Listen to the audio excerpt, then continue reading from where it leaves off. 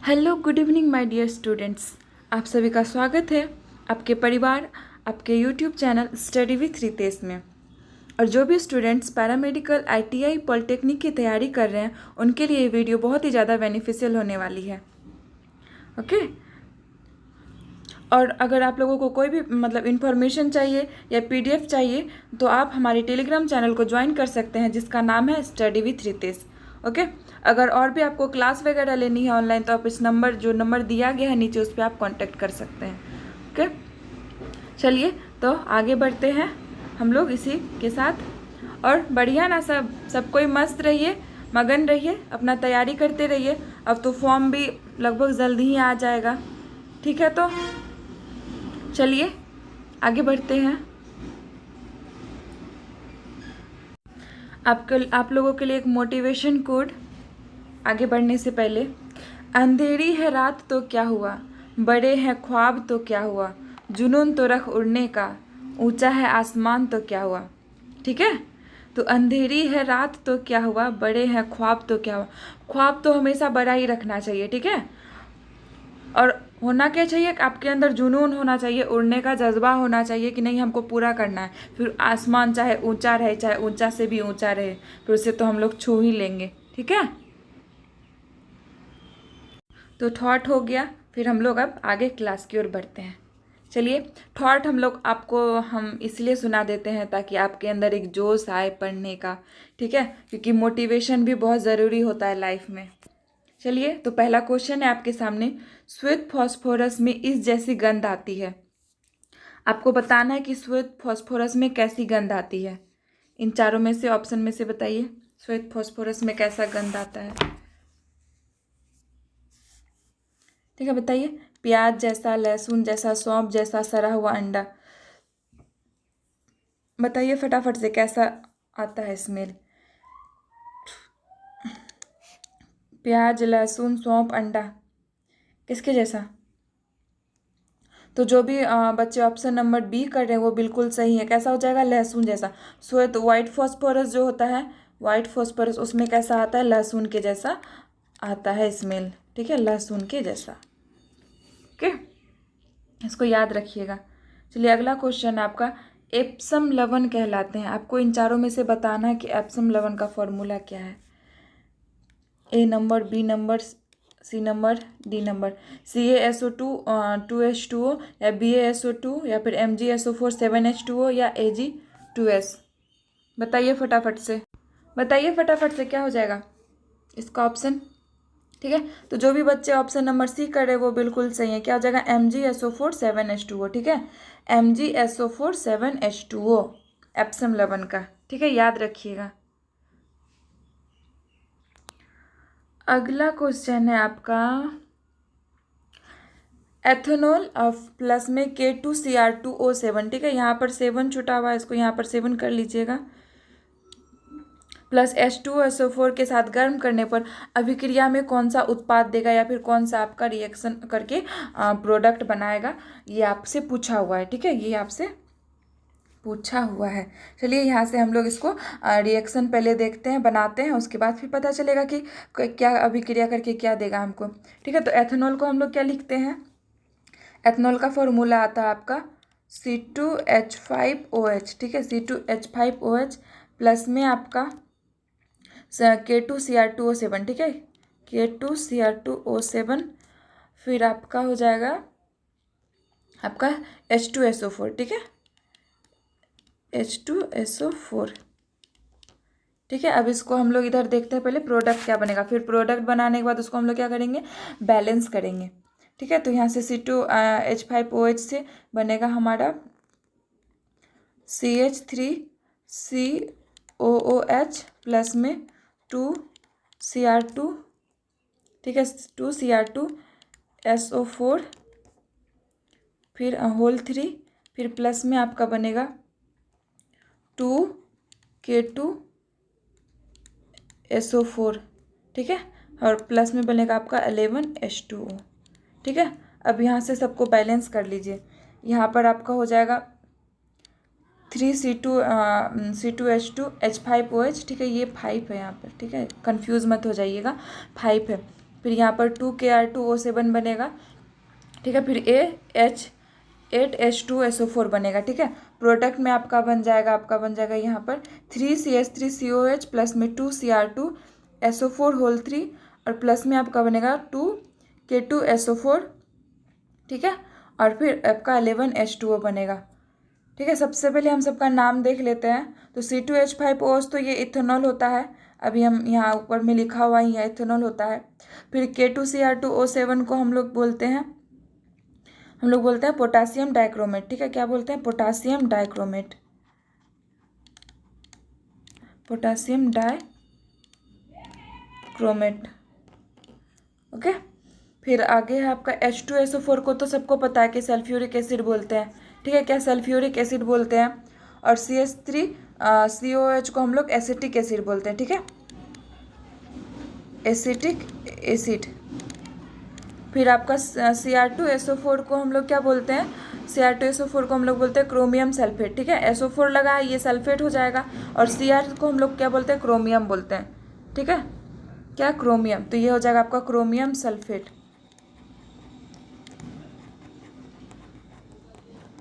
फिर आपका ये K2SO4, ठीक है। K2SO4 को हम लोग पोटासियम सल्फेट, ठीक है। क्या? पोटासियम सल्फेट,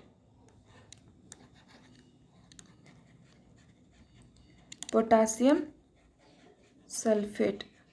उसके बाद फिर आपका H2O तो पता ही है कि वाटर होता है, ठीक है। तो यहाँ पर प्रोडक्ट क्या बना आपका? जब रिएक्शन कराए तो प्रोडक्ट बना मेरा CH3COOH, ठीक है, CH3COOH। तो जो भी आप बच्चे ऑप्शन नंबर बी कर रहे हैं वो बिल्कुल सही है। तो प्रोडक्ट क्या बनेगा आपका? CH3COOH, ठीक है। क्या? Acetic acid, okay. चलिए अगला क्वेश्चन है आपका कि किसका आविष्कार सर्वप्रथम किया गया था। तो आपको बताना है कि सबसे पहला आविष्कार किसका किया गया था। वाष्प चालित नाव का या फिर क्या कहते हैं डेवी का दीपक या फिर विद्युत बल्ब या डीजल इंजन। तो सबसे पहले आपको पता होना चाहिए कि सबका आविष्कार कब कब हुआ है, तभी हम बता पाएंगे। तो डेवी का दीपक कब हुआ था? 8 जनवरी को 1816 में। विद्युत बल्ब हुआ था 1892 में, 79 में। फिर आपका डीजल इंजन का हुआ था 1892 में, ठीक है। तो इसके हिसाब से सबसे पहले क्या हुआ है? डेवी का दीपक, ठीक है, डेवी का दीपक। तो ये आपका आंसर हो जाएगा ऑप्शन नंबर बी। जो भी बच्चे ऑप्शन नंबर बी कर रहे हैं वो बिल्कुल सही है, ठीक है। क्या? देवी का दीपक जो है वो आपका सबसे पहले आविष्कार किया गया है। चलिए अगला क्वेश्चन देखते हैं। अगला क्वेश्चन है इसके लिए बेलनाकार लेंस की आवश्यकता होती है। तो आपको बताना है कि बेलनाकार लेंस के लिए सिलेंड्रिकल लेंस जो होता है जिसको हम लोग बेलनाकार लेंस बोलते हैं, उसके लिए किस चीज़ का यानी कि कौन से इसका प्रयोग मतलब किसके लिए प्रयोग होता है, कौन से बीमारी में उस लेंस का प्रयोग किया जाता है, ये बताना है, ठीक है। तो क्या हो जाएगा आपका ऑप्शन नंबर देखिए पहले क्या है, निकट दृष्टि दोष, दूर दृष्टि दोष, जरा दृष्टि दोष और अबिंदुकता। सबसे पहले तो देखेंगे निकट दृष्टि दोष में कौन सा हम लोग यूज करते हैं। इसमें हम लोग अवतल लेंस का यूज करते हैं, ठीक है, अवतल लेंस का।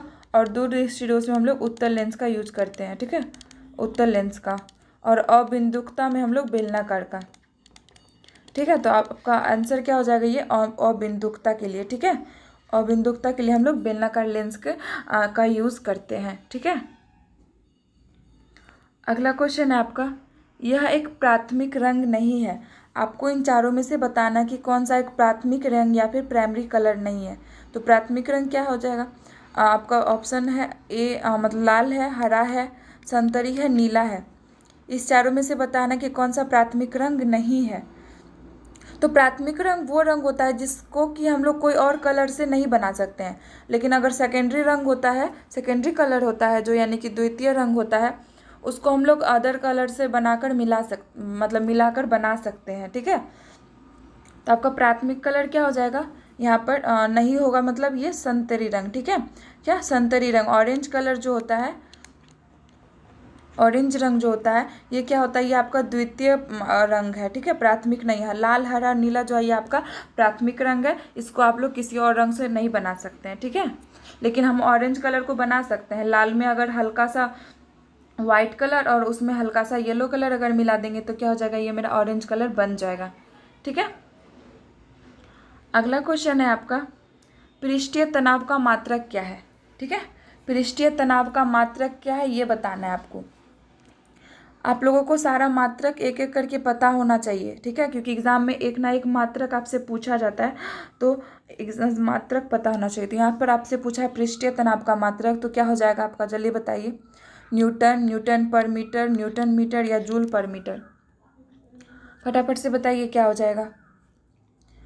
जो भी बच्चे ऑप्शन नंबर बी कर रहे हैं वो बिल्कुल सही है। क्या हो जाएगा, न्यूटन पर मीटर। ठीक है, न्यूटन पर मीटर जो है पृष्ठीय तनाव का मात्रक हो जाएगा आपका। ओके, अगला क्वेश्चन है आपका, कौन अनुप्रस्थ तरंग नहीं होती है। तो आपको बताना है कि इसमें कौन सा अनुप्रस्थ तरंग नहीं है।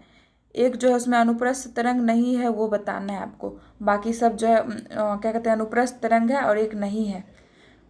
फटाफट से बताइए, क्या है, जल की सतह पर उत्पन्न तरंग या प्रकाश तरंग या ध्वनि तरंग या इसमें से कोई नहीं। बताइए फटाफट से क्या हो जाएगा आपका, जल्दी से बताइए। Option number A B C D, तीन चारों में से। ठीक है, तो क्या हो जाएगा आपका, ध्वनि तरंग। ठीक है, क्या हो जाएगा, ध्वनि तरंग हो जाएगा। जो भी बच्चा ऑप्शन नंबर सी कर रहे हैं उसका बिल्कुल सही है, क्या, ध्वनि तरंग। ठीक है, ध्वनि तरंग। चलिए आगे बढ़ते हैं, अगला क्वेश्चन है आपका, कोणीय संवेग का विमीय सूत्र बताना है, यानी कि डायमेंशनल फॉर्मूला बताना है आपको। कोणीय संवेग का डायमेंशनल फॉर्मूला,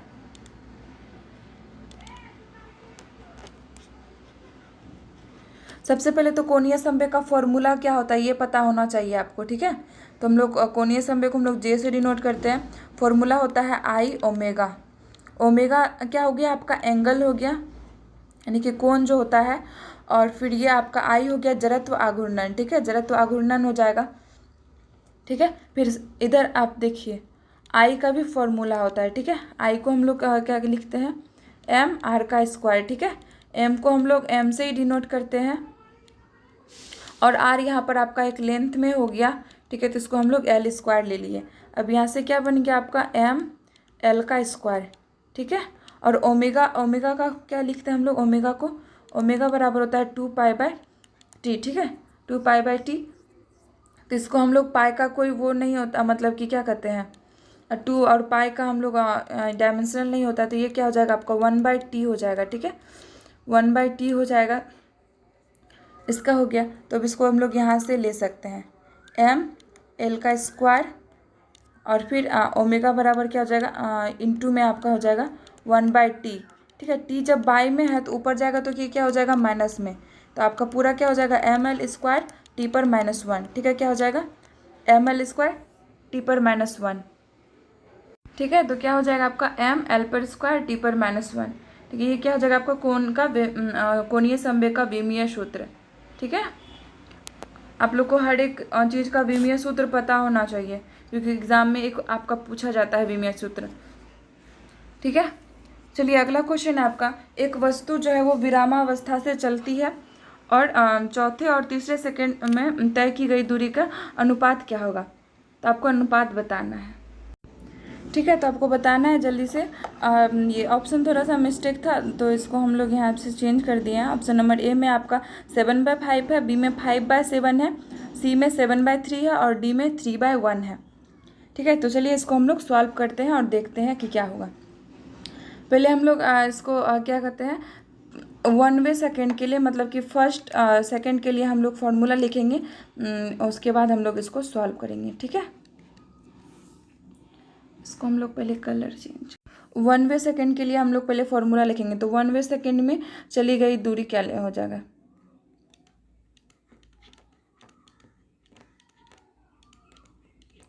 चली गई दूरी। ठीक है, इसका फॉर्मूला हो जाएगा आपका, एस से हम लोग डिनोट करते हैं दूरी को। ठीक है, और उसके बाद हो जाएगा आपका u + ½ a/2t-1। ठीक है, ये फॉर्मूला हो जाएगा। अब हमको किसके लिए निकालना है, चौथे और तीसरे सेकंड के लिए। तो S4/S3 उसका अनुपात निकालना है, तो इसलिए हम लोग बटे में कर लिए। ठीक है, इसलिए हम लोग क्या किए, बटे में कर लिए। u तो 0 हो जाएगा आपका। ठीक है, क्योंकि विरामावस्था से शुरू हो रहा है तो ये 0 हो गया, और ये हाफ एक्सीलेशन तो कुछ दिया नहीं, तो उसको हम लोग a ले लेंगे। 2 × पहला दूरी क्या है हमको चौथे सेकंड के लिए है -1, फिर नीचे भी क्या हो जाएगा मेरा यू जो वो 0 हो जाएगा, हाफ ए, और फिर क्या है तीसरे सेकंड के लिए है और -1, ठीक है। तो ये 0 0 कैंसिल, ये हाफ हाफ यहाँ से कैंसिल, ये ए कैंसिल। अब क्या बचा आपके पास, अब बचा है 4 दूनी 8 और उसमें -1 7, और फिर 3 दूनी 6 उसमें -1, क्या हो जाएगा 5। तो आपका अनुपात क्या हो जाएगा 7/5, ठीक है। 7/5 या फिर 7:5 ऐसे भी लिख सकते हैं आप, ये आपका ठीक है आंसर हो जाएगा। तो ये आपको फॉर्मूला पता होना चाहिए किसी भी एक सेकंड के लिए निकालने का या तीसरे चौथे सेकंड के लिए निकालने के लिए जो होता है। चलिए तो आगे बढ़ते हैं अगले क्वेश्चन के साथ। अगला क्वेश्चन आपका 4 kg और 1 kg द्रव्यमान की गतिज ऊर्जा समान है, तो इसके संवेग का अनुपात क्या होगा। आपको क्या करना है, संवेग का अनुपात बताना है, ठीक है। 4 kg और 1 kg द्रव्यमान की गतिज ऊर्जा जो है वो समान है। गतिज ऊर्जा समान है तो हम लोग इसको पहले फॉर्मूला लिखते हैं P1, 2 kg दो चीज़ के लिए तो P1 और P2 कर लेते हैं, फिर इसका हम लोग यहाँ से संवेग का फॉर्मूला लिखेंगे, ठीक है। 2m1 और k बाय में 2m2/k, ठीक है। ये आपका फॉर्मूला हो जाएगा। फिर यहाँ से ये 2 2 कट जाएगा, ये k कट जाएगा, बचेगा क्या आपके पास, बस m1 और फिर m2, ठीक है। यहाँ पर लिखिए m1 क्या हो जाएगा आपका, m1 में आपका क्या है 4 kg है और m2 में 1 kg, 4 और 1, तो रूट जब यहाँ से हटेगा तो क्या हो जाएगा आपका 2/1, ठीक है। 2 का स्क्वायर 4 होता है तो ये 2 हो जाएगा, और 1 का स्क्वायर तो 1 ही होता है तो ये 1 हो जाएगा। तो क्या हो जाएगा आपका 2:1, ठीक है। P1 और P2 का 2:1 आपका आंसर हो जाएगा, ऑप्शन नंबर सी, ठीक है। ऑप्शन नंबर सी जो आपका राइट आंसर है 2:1। ओके, ये सब फॉर्मूला आपको पहले याद रहेगा तभी जाके ये क्वेश्चन बनेगा, नहीं तो नहीं बनेगा, ठीक है।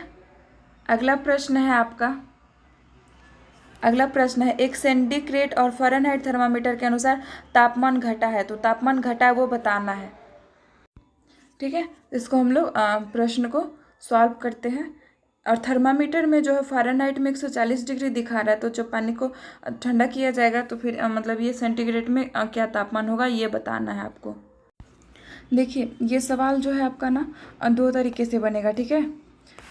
एक तो आपका सबसे पहले फ़ारेनहाइट पे जो डिग्री सेल्सियस होता है, सबसे कम मतलब फ़ारेनहाइट पे जो हम लोग डिग्री से लेते हैं, तो सबसे कम बिंदु के लिए हम लोग 32 डिग्री लेते हैं और अधिक के लिए हम लोग 212 लेते हैं, ठीक है। लेकिन फॉर्मूला जो बनता है वो आपका C/5 बराबर F-32/9 पे बनता है, ठीक है। तो हम लोग इसी पे सॉल्व करेंगे, इस पे हम लोग सॉल्व करेंगे और देखते हैं कि क्या आता है, ठीक है। फिर हम लोग 212 भी लेके सॉल्व कर लेंगे, ठीक है। तो चलिए देखते हैं पहले C मतलब कितना है वो तो हमको निकालना ही है, तो ये क्या हो जाएगा C/5 हो जाएगा। F कितना दिया हुआ 140 - 32/9, ठीक है। 140 - 32 कितना हो जाएगा आपका 142 - 30 हो जाएगा आपका 108, ठीक है। तो यहाँ से लिखिए C/5 बराबर 108 बाय में आपका 9, ठीक है। फिर यहाँ से आपका 100 इसको जब यहाँ से कटाइएगा तो आपका कट जाएगा। यहाँ से आप देखिए 9 से 9 1 9 और 9 दूनी 18, तो C बराबर आपका क्या हो जाएगा, और यहाँ से 12 गुना 5 तो 60 डिग्री, ठीक है।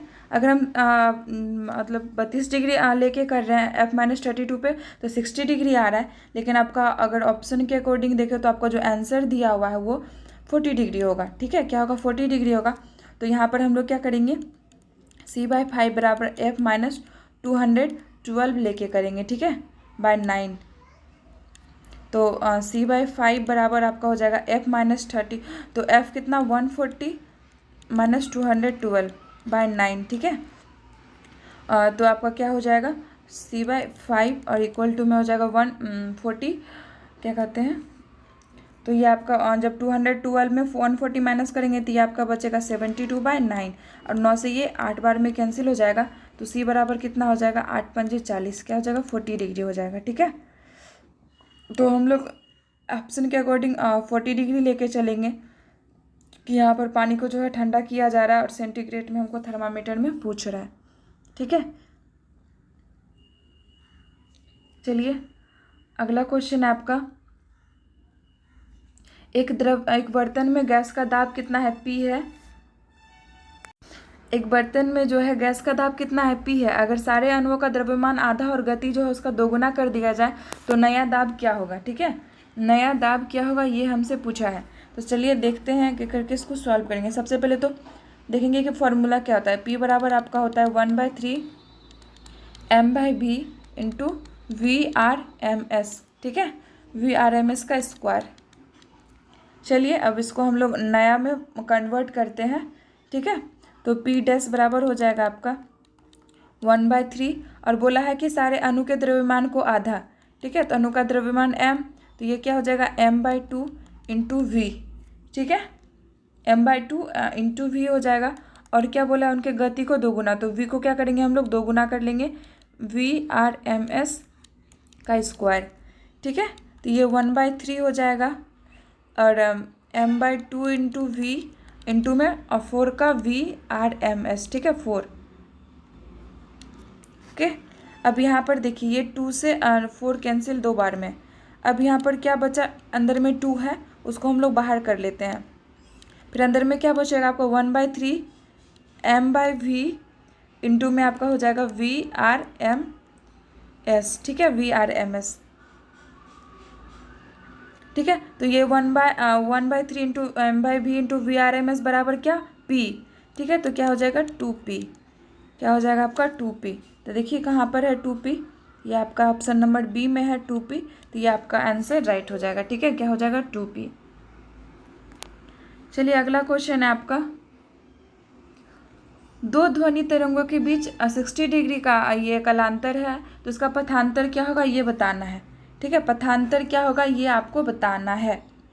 तो सबसे पहले कलांतर और ये हम लोग पथांतर का फॉर्मूला लिखते हैं। क्या होता है पथांतर बराबर आपका क्या होता है, पथांतर बराबर होता है आपका λ/2π। ठीक है, λ/2π इंटू कलांतर। ठीक है, कलांतर। अब सबसे पहले तो कलांतर कितना 60 डिग्री दिया है, इसको हम लोग रेडियन में चेंज करेंगे पहले। रेडियन 60 डिग्री का होता है क्या आपका π/3। ठीक है, π/3 रेडियन। तो यहाँ पर क्या हो जाएगा λ/2π इंटू π/3। ठीक है, π/3 हो जाएगा। तो यहाँ से आपका क्या हो जाएगा पाई कैंसिल। ठीक है, पाई कैंसिल हो जाएगा तो बचेगा क्या λ/6।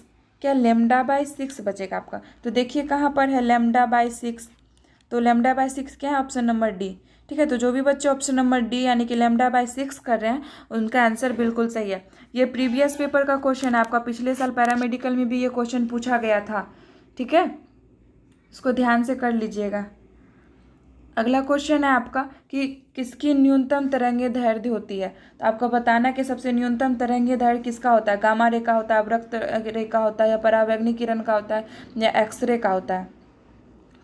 फटाफट से बताइए किसका होता है सबसे न्यूनतम तरंग दैर्ध्य, गामा रे का, अवरक्त का, परावैंगनी का, या एक्स किरण का। ये तो सबको पता होगा किसका होता है। गामा रेज जो होता है इसका जो तरंग दैर्ध्य होता है सबसे कम होता है। ठीक है, क्या सबसे कम होता है गामा रेज का तरंग दैर्ध्य। ठीक है, तो आज के लिए बस इतना ही प्रश्न था और आगे वीडियो में बने रहिए। अगर आप लोगों को वीडियो अच्छी लगी हो तो लाइक शेयर एंड सब्सक्राइब कीजिए और ज़्यादा से ज़्यादा शेयर कीजिए ताकि और भी बच्चों तक ये वीडियो पहुंच सके और वो भी इस वीडियो का लाभ उठा सके। ठीक है, और आसपास जो भी है उसको बताइए कि तैयारी कीजिए और आप लोग भी इसमें नाम ये कीजिए, मतलब कि नाम रोशन कीजिए, आप लोग भी एग्ज़ाम निकालिए। ठीक है, ठीक है, तो अभी के लिए tata bye bye, take care, अपना ध्यान रखिए, हमेशा हंसते मुस्कुराते रहिए। ठीक है, स्माइल करते रहिए हमेशा, अपना ध्यान रखिए और पढ़ाई कीजिए।